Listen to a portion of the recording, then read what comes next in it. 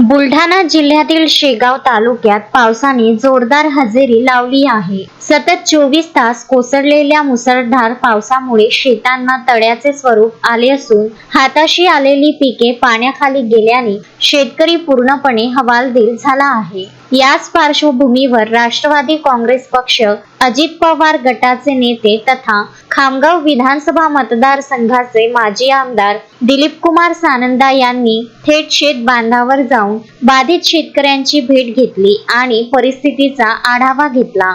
शेगाव तालुक्यात गेल्या 24 तासांपासून सुरू असलेल्या संततधार आणि मुसळधार पावसामुळे बळीराजा संकटात सापडला आहे. भोनगाव, बोंडगाव आणि खातखेड शिवारात पावसाने मोठा कहर केला असून शेतात सगळीकडे पाणीच पाणी साचले आहे. ऐन हंगामात पिके पाण्याखाली गेल्यामुळे शेतकऱ्यांचे अतोनात नुकसान झाले आहे. या घटनेची माहिती मिळताच खामगाव विधानसभा मतदारसंघाचे माजी आमदार दिलीप कुमार सानंदा यांनी तातडीने भोनगाव, बोडगाव आणि खातखेड शिवारातील शेत बांधावर पोहोचून परिस्थितीची पाहणी केली. त्यांनी नुकसानीची पाहणी करत हवालदिल झालेल्या शेतकऱ्यांची अत्यंत आस्थेने विचारपूस केली व त्यांना धीर दिला.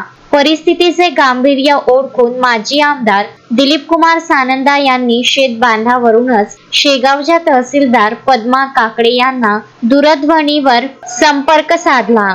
शेतात साचलेल्या पाण्यामुळे पिकांचे झालेल्या प्रचंड नुकसानीची माहिती त्यांनी तहसीलदारांना दिली. यावर तहसीलदार काकडे यांनी सकारात्मक प्रतिसाद देत तात्काळ नुकसानीचे पंचनामे सुरू करण्याचे आश्वासन दिले. इथे पाणी आलं होतं. आपला तो कालखेड भोनगाव रस्ता पूर्ण बंद होता. बरोबर. हो. आणि ते बाजूच्या शेतात ते म्हणजे जो शेगाववरून तो हा जातो ना, नाला जातो ना, तिथून सगळं त्या पुढच्या शेतात पाणी जातं ना, ते पूर्ण पाण्याखाली आहे. काल पंचनामे पण केलेले आहेत ना, तलाठी गेले होते तिथे. ते तर म्हणाले मी आता शेतकऱ्यांना बोललो तर शेतकरी म्हणजे आमच्याकडे कोणी आलंच नाही. नाही काल आता कदाचित म्हणजे चालू असतील त्यांचे, पण कालपासून आपण सुरू केलेले आहेत पंचनामे. मॅडम लवकर करा.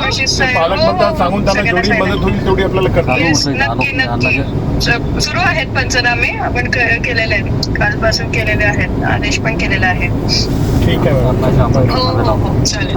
धन्यवाद. एवढ्यावरच न थांबता सानंदा यांनी राज्याचे मदत व पुनर्वसन मंत्री तथा बुलढाणा जिल्ह्याचे पालकमंत्री मकरंद आबा पाटील यांच्याशीही दूरध्वनीवरून संपर्क साधला आणि या भागातील बाधित शेतकऱ्यांच्या व्यथा आणि वास्तव परिस्थिती त्यांच्या कानावर घातली. नुकसानग्रस्त शेतकऱ्यांना शासनाकडून त्वरित आणि भरीव मदत मिळावी अशी मागणी त्यांनी यावेळी केली.